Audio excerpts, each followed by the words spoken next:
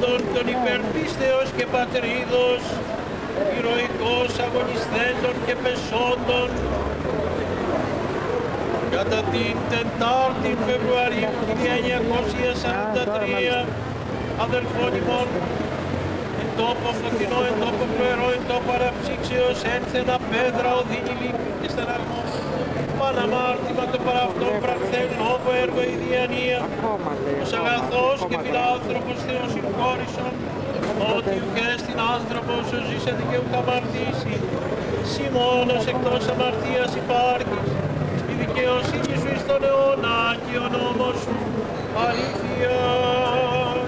Κυρίου Θεϊσόν,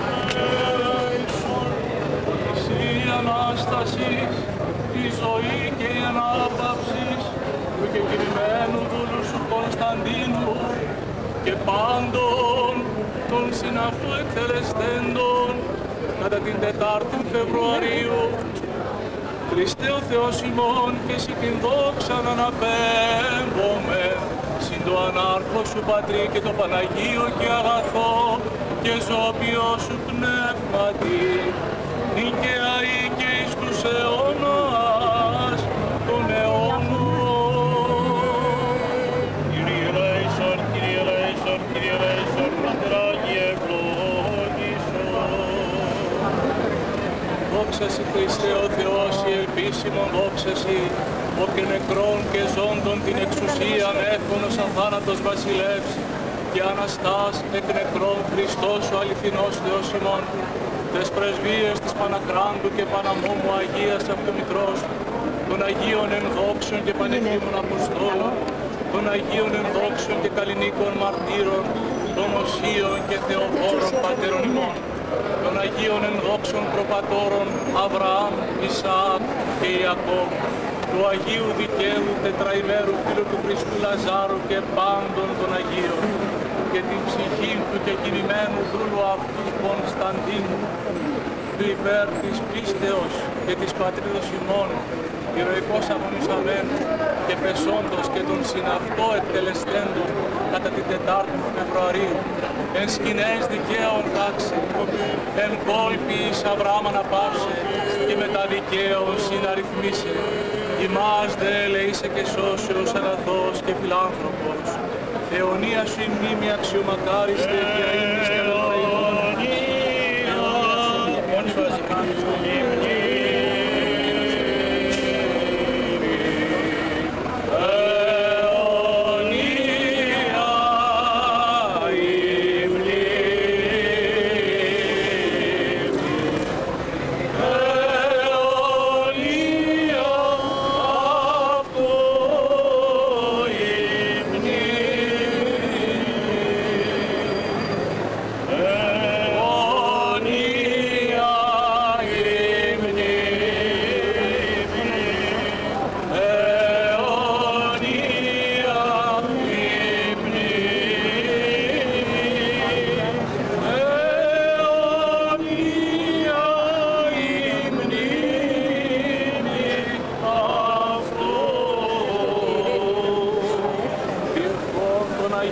Πατέρων ημών, Κύριε σου Χριστέ ο Θεός, ελέησον και σώσον ημάς.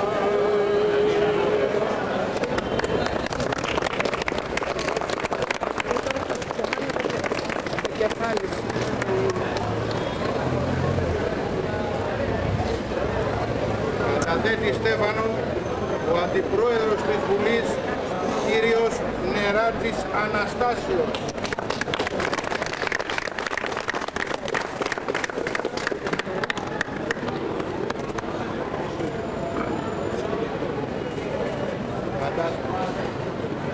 Καταθέτει Στέφανος, εκπέρωση του Νομαρχείου Αρχείου, σαν αντιπρόσωπος του Νομάρχη, ο κύριος Στεφάνου, πρόεδρος του Νομαρχιακού Συμβουλίου.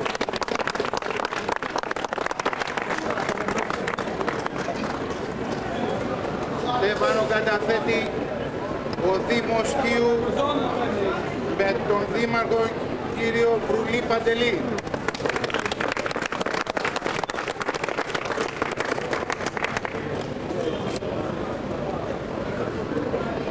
Στέφανο καταθέτει ο Δήμος Ιωνίας με τον κύριο Καμίτσι Παναγιώτη Δήμαρχο.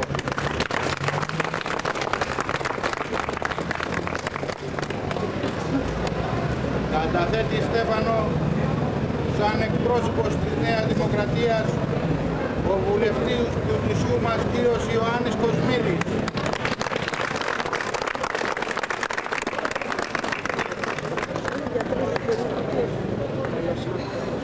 Στέφανο καταθέτει σαν εκπρόσωπος του ΠΑΣΟΚ η βουλευτή του νησιού μας κυρία Ελπίδα Τσουρή.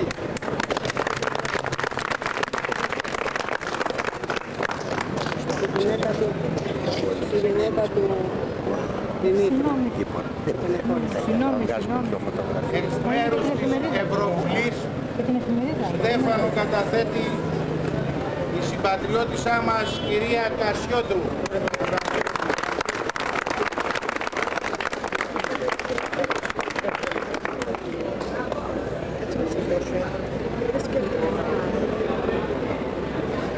Εκ μέρους των εφέδρων του νησιού μας καταθέτει Στέφανο ο κύριος Κάρματης Σταμάτης, προτεργάτης αυτής εδώ της εκδήλωσης.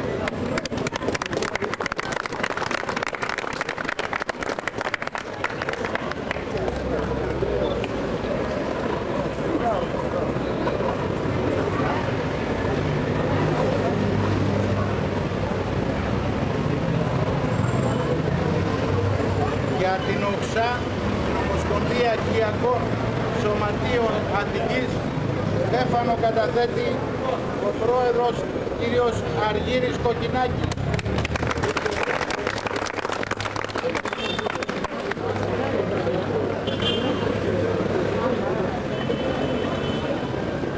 Θα θέλαμε να ζητήσουμε συγγνώμη από τον κύριο Βαρίνο, κάτι έγινε κλιμασιωτών Αττικής. Ο κύριος Εμιλιανός Ευαγγελινός.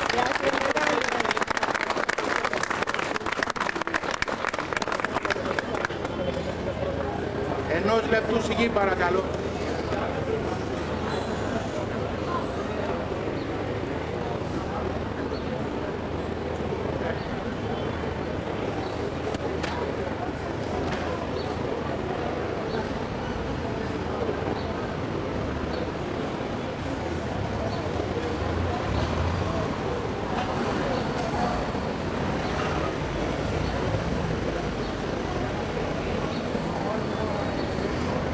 Thank you.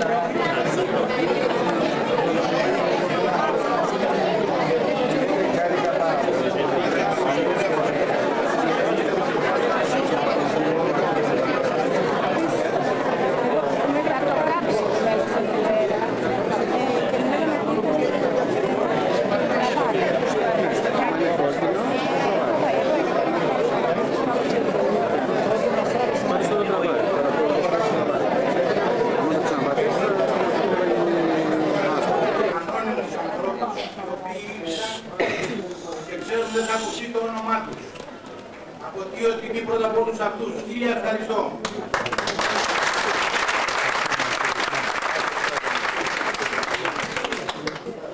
Θέλαμε ειλικρινά μια πολύ καλύτερη εκδήλωση του κυρίου Αργύρη Κοκκινάκη και των αντιπροέδρων κυρίων Κωνσταντίνου Λιμπουσάκη και Στέλιου Μιχαλάκη και τη σύμφωνο γνώμη του Προέδρου των Καλυμασιωτών Αττικής κυρίου Εμιλιανού Ευαγγελισμού, με υποκινητή τον σεβαστό μου φίλο καπετάν Δημήτρη Μελαχρινούδη από τη Χιώμας. Σας καλωσορίζω και εγώ εκ μέρους του Συλλόγου Καλυμασιωτών Θείου Αττικής στη σημερινή εκδήλωση τιμής και μνήμης του ήρωα Κώστα Περίκου. Κάθε χρόνο ο σύλλογος μας τιμά με σεμνή τελετή τον ήρωα και συγχωριανό μας Κώστα Περίκου. Τη φετινή χρονιά αποφασίσαμε να γίνει πανκιακή η εκδήλωση, έτσι ώστε να γνωρίσουν όλοι ποιος ήταν και ποια ήταν τα μηνύματα που έδωσε ο Κώστας Περίκος. Και να πω την αλήθεια, βλέποντας την ανταπόκρισή σας, είμαι πάρα πολύ χαρούμενος και συγκινημένος, γιατί η προσέλευση ξεπερνά κάθε προηγούμενο. Σας ευχαριστώ όλους από καρδιάς. Σήμερα έχουμε κοντά μας δύο εξαίρετους συγχωριανούς μου, τον Ιωάννη Κολιάρο και τον Δημήτρη Μελαχρινούδη, που έχουν μελετήσει και ασχοληθεί ίσως περισσότερο από τον καθένα μας με τον ήρωα Κώστα Περίκο. Τους ευχαριστούμε θερμά που δέχτηκαν με χαρά την πρόσκλησή μας να έρθουν από τη Χίο για να μιλήσουν για τον συγχωριανό ήρωά μας. Θέλω όμως να κάνω ιδιαίτερη μνήα και για τον Δήμαρχο Χίου, Παντελή Γρουλή, και το Δημοτικό Συμβούλιο, τον Δήμαρχο Ιωνίας Παναγιώτη Καμίτσι και το Δημοτικό του Συμβούλιο, τον Πρόεδρο του Οικουναύτου Αθανάσιο Βαρίνο, τον Πρόεδρο του Λιμενικού Ταμείου Σταμάτη Κάρματζη, οι οποίοι στάθηκαν δίπλα μας και μας στήριξαν για την πραγματοποίηση αυτής της εκδήλωσης. Τέλος, θέλω να ευχαριστήσω τον χιώτη εκδότη του περιοδικού Νέμεσης, Γιώργο Μπακά, όπου με την ευγενική του προσφορά έγινε η ανακατασκευή του μνημείου. Τέλος, ευχαριστώ όλους εσάς από τα βάθη της ψυχής μου που είστε παρόντες και τιμάτε με την παρουσία σας τον ήρωα Κώστα Περίκο. Κλείνω με την ευχή ότι κάποια στιγμή ο Κώστας Περίκος θα βρει την θέση που το αξίζει από την ελληνική πολιτεία. Να είναι άξιος της πατρίδος. Ευχαριστώ πολύ. Στην οικογένεια, γιατί ήταν αυτή η οποία έλαβε τα πρώτα μηνύματα, τα κακά μηνύματα και καταλαβαίνουμε όλοι τη συμμετοχή εκείνη η τράπεζα. Σας ευχαριστούμε. Με ιδιαίτερη χαρά και τιμή αποδέχτηκα την πρόταση του Συλλόγου και της Ομοσπονδίας και παρευρίσκομαι σήμερα κοντά σας. Σήμερα τιμάμε για άλλη μια φορά τη μνήμη ενός αγωνιστή, ο οποίος θυσίασε τη ζωή του για τα ιδανικά της ελευθερίας. Λέω για άλλη μια φορά γιατί στο παρελθόν είχα παρακολουθήσει και άλλες εκδηλώσεις στην μνήμη του, σαν Καλυμασιώτης, αλλά και σαν νομαρχιακός σύμβουλος είχαμε πάρει μια απόφαση να τιμήσουμε τοποθετώντας τον Ανδριάντα, την Πρωτομήτρη, μέσα στο Δήμο Χίου, μέσα στην καρδιά του Δήμου της Χίου, μέσα στο δημοτικό κήπο. Είναι λοιπόν αδιανόητο από τη θέση αυτή του Δημάρχου να μην κάνω πράξη αυτή μας την απόφαση. Γι' αυτό, κύριε Πρόεδρε, μαζί με την οικογένεια θα έρθουμε σε μία επαφή για να ορίσουμε την ημερομηνία. Γνωρίζετε πολύ καλά ότι αυτή τη στιγμή γίνονται κάποια έργα ανάπλαση στην πλατεία και μέσα στο δημοτικό κήπο. Μόλις τελειώσουν θα είμαστε σε θέση να ορίσουμε την τοποθεσία που επιθυμούμε για την προδομή του Κώστα Περίκου. Είχα άλλα να πω, δεν θα συνεχίσω, μια και δεν επιτρέπει η ώρα. Σας ευχαριστώ πολύ και είναι και εγώ σας στεναγωγή. Η οικογένεια, την οποία είχαμε καλέσει το 1987 όταν κάναμε τα αποκαλυπτήρια της προτομής στην Καλυμασιά. Απλώς οι ίδιοι, ωραίοι, όπως ο πατέρας τους. Δυστυχώς, τότε ήταν και η μητέρα τους.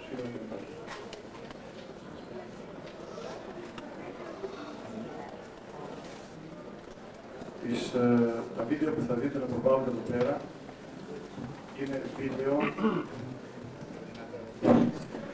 Είναι από την πρώτη σελίδα του Φρέντι Γερμανού.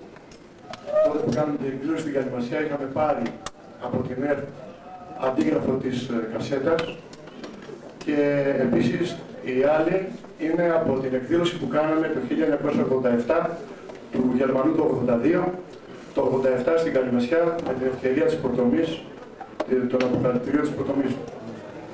Εδώ πέρα είναι από τη χοροδία της Χίου στην Καλυμασιά.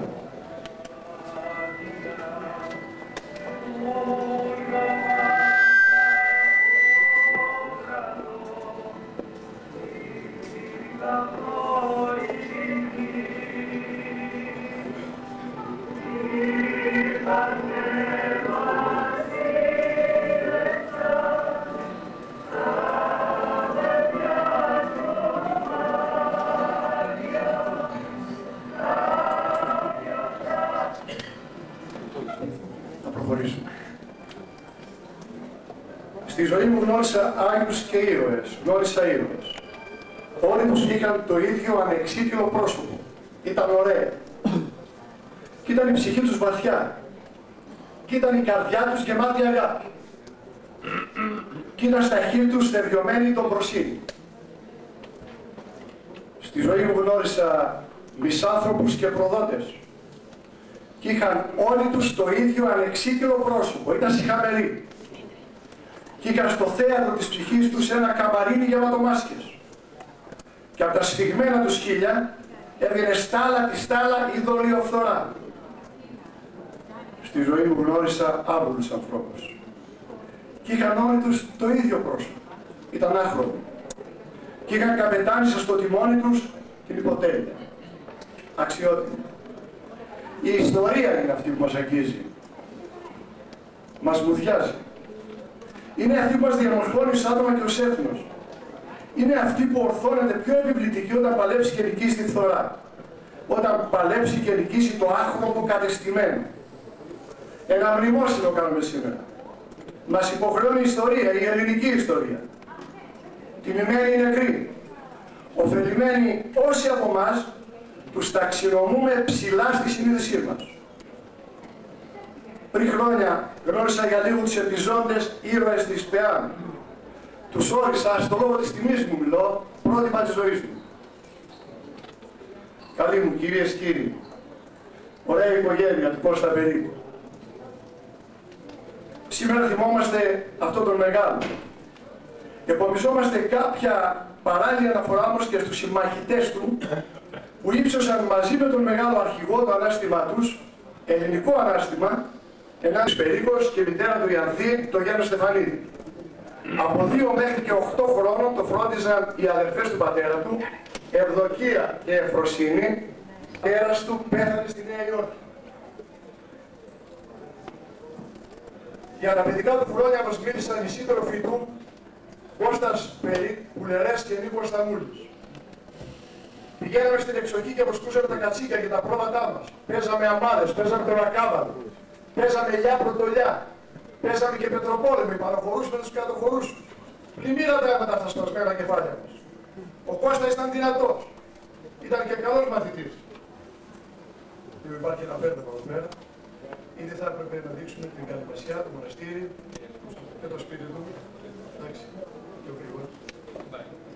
Το ίδιο καλοκαίρι δούλεψε στο φαρμακείο του Σπίνου στη χώρα με σκοπό να βγάζει τα έξοδά του για να παρακολουθεί στο γυμνάσιο. Παλικαρία. Όμως το Σεπτέμβρη ήρθε από την Αίγυπτο η αδερφή του πατέρα του, Καλλιόπη, και τον πήρα μαζί της στην Αλεξάνδρεια. Το 26 γράφτηκε στην Στρατιωτική Σχολή Αεροπλοείας και το επόμενο έτος ήταν αεροπόρος. Παντρεύτηκε τη Μαρία, την οποία απέκτησε 3 παιδιά, τον Δημήτρη, τη Ρίτα και την Ανθή. Το 1935, και ενώ η κυβέρνηση μιλούσε για αεροπορική επάρκεια, ο Κώστας Περίκος, έχοντας επίγνωση της βαρύτατης συνέπειες της πράξης του, αρθρογράφησε υπόγραφα στην εφημερίδα, επισημαίνοντας πως η αεροπορία μας δεν είναι αξιόμενη και ζήτησε συγχρόνως την κοινή προσπάθεια όλων των Ελλήνων για την απόκτηση πολεμικής αεροπορίας, ανάλογες με τις προσδοκίες που πρέπει να στηρίζονται σε αυτή. Αυτή του ενέργεια του στήχησε την απόλαξή του από τη δύναμη της αεροπορίας, τότε ήταν υποσχετικός, παρόλο που αθωώθηκε από την ελληνική δικαιοσύνη στην οποία είχε παραπευθεί. Τον ίδιο χρόνο συναντούμε με τον Παναγιώτη Κανελόπουλο. Σε ένα του γράμμα ο Κανελόπουλος προς το πολιτιστικό σωματείο του χωριού μας γράφει: «Δεν έχω γνωρίσει άνθρωπο με το Ισοντάνι. Ήρθε κοντά μου τον Δεκέμβρη του 1935. Είχα ιδρύσει τότε το Εθνικό Ενωτικό Κόμμα. Είχαμε πιστέψει ότι θα μπορούσαμε να αλλάξουμε όχι μόνο την πορεία της πολεμικής μας ζωής, που την έσφυγε και την ταλαιπωρούσε ακόμα η διχόνοια του 1915, αλλά και τα πολιτικά ήθη του λαού μας. Ο Περίκος ήταν ανάμεσα στα 2 δυναμικά στελέχη του κόμματος, που δεν το βλέπαμε μόνο ως κόμμα, στη συμβατική έννοια του όρου, αλλά ως πνευματικό αναγεννητικό κίνημα. Το Σεπτέμβριο του 1938, με επιστολή αίτησή του προς τον τότε κυβερνήτη της χώρας, ο Κώστας Περίκος, επειδή διέβλεπε να πλησιάζει ο δεύτερος παγκόσμιος πόλεμος, μεταξύ άλλων γράφει: «Παρά τα αυτά, η κομματική άσμη επιτροπή να υποϋπηρεσία έκρινε σκόπιμο να με θέσει εις απόταξη και από τριετία σφαίρα τον βαρύ συνταξιού. Ήδη αιτούμε της παρούσης μου, ενώπιση των επερχομένων διεθνών γεγονότων, όπως ανακτήσω το δικαίωμα να πολεμήσω υπέρ της Ελλάδας». 30 Οκτωβρίου του 1940, 35 χρόνων τότε, έκανε έτσι το Υπουργείο Αεροπορίας, στην οποία αναφέρει ότι παρουσιάστηκε αυθόρμητα το πρωί της 28ης Οκτωβρίου και δεν έδωσε καμιά απάντηση και παρακαλεί να του επιτραπεί να εκπληρώσει το ύψιστο προς την πατρίδα καθήκον και να γίνουν δεκτέ η υπηρεσία του η θειαντήποτε ιδιότητα. Εδώ βλέπουμε κάποιες γελιογραφίες του 1940, με τον πόλεμο το δικό μας, είναι πάρα πολύ σημαντικές και εδώ στο τέλος θα καταλάβουμε πόσο η Ελλάδα δυστυχώς δεν αναγνωρίζει την εθνική αντίσταση, άρχισε πολύ να την αναγνωρίσει, ενώ οι γελιογράφοι ξένων εφημερίδων την έχουν προτείνει και μας έχουν ανεβάσει στα ύψη. Την ίδια λοιπόν ακριβώς ημερομηνία, κάθεται υπό τα όπλα, σε ένα γράμμα στον Αναστάσιο, αδερφό του Παναγιώτη Κανελόπουλου, γράφει: «Είμαι καλά. Οι δύο αυτές λέξεις δεν έχουν πια τίποτα στερεότυπο. Δεν έχουν το στερεότυπο νόημά του. Το είμαι καλά σημαίνει ότι είμαι ευτυχισμένος και μαζί και περήφανος. Γιατί μπορώ πλέον να λέω ότι ανήκω σε εκείνους που με έναν μεγαλειώδη, με έναν ελληνοπρεπή τρόπο αγωνίζονται εναντίον των βαρβάρων της εποχής μας. Σε εκείνους που προετοιμάζουν την αύριο της ανθρωπότητος, στους εργάτες μιας νέας εποχής, της εποχής που θα φέρει στους αιώνες ανεξίτηλα τα ίχνη της φραγίδας της ελληνικής ιδέας». Αργότερα σε ένα γράμμα γράφει στον ίδιο γράφει: «Πήγα να συναντήσω εκείνο, τον Παναγιώτη Κανελόπουλο. Ένας στρατιώτης με οδήγησε στο στρατηγείο από ένα μονοπάτι. Ύστερα από λίγα λεπτά φτάσαμε στην είσοδο του στρατηγείου.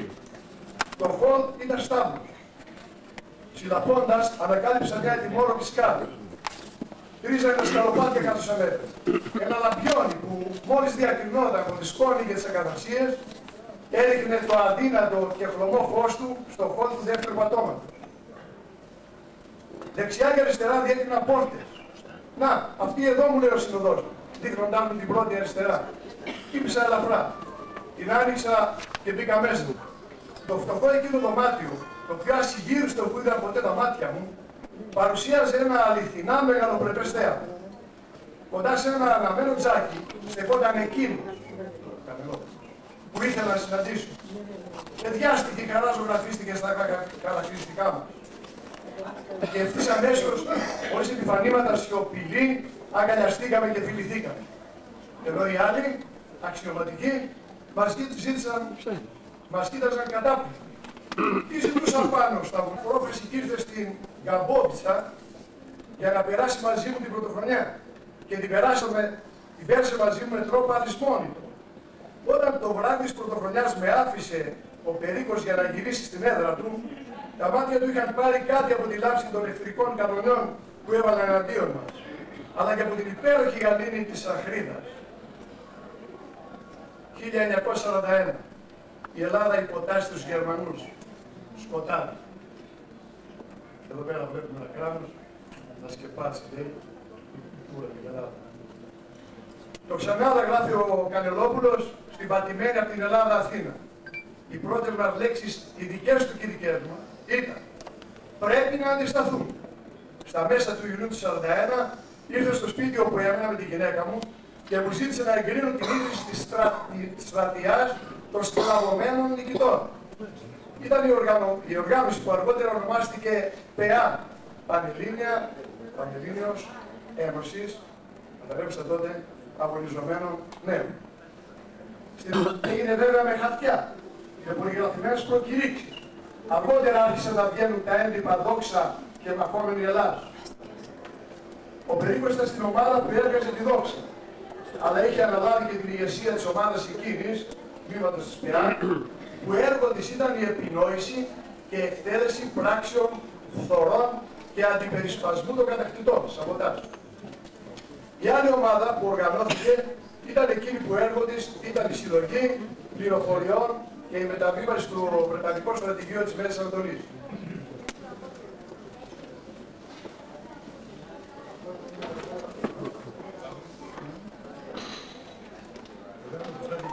Όταν γύρισα από την Αλβανία, εκεί που είχαμε πολεμήσει με το χαμόγελο στα χείλη, είδα γύρω μου το χαμόγελο να έχει χαθεί. Είδα πράγματα που δεν ήθελα να δω. Είδα μια Αθήνα αλλιώτικη, μια Αθήνα σακατεμένη. Οι σκηνές τους δρόμους με αρρώσταναν.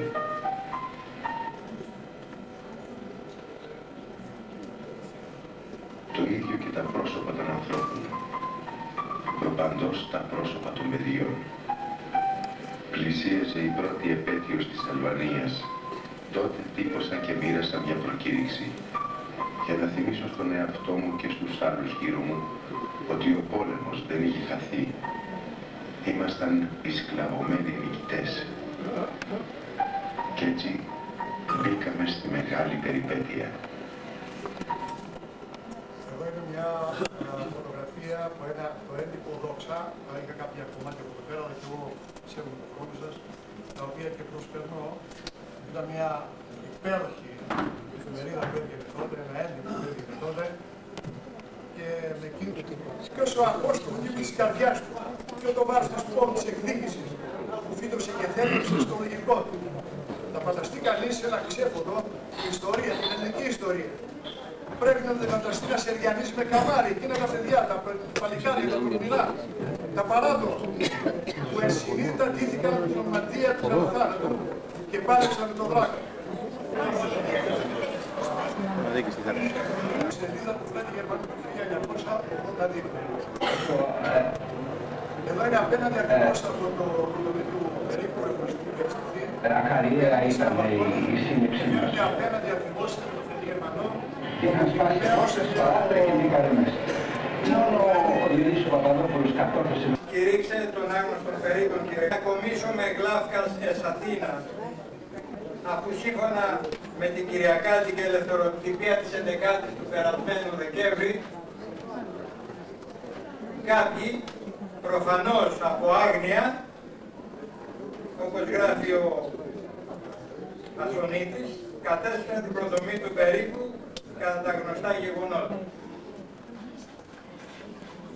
Ο Κώστας Περίκος, όπως ακούσατε από τον ομιλητή που τον διακρίνει η γλαφυρότητα αλλά και στην οδεσία όπως αντιλήθηκα, ξεφύτρωσε από το χώμα της Χείρου.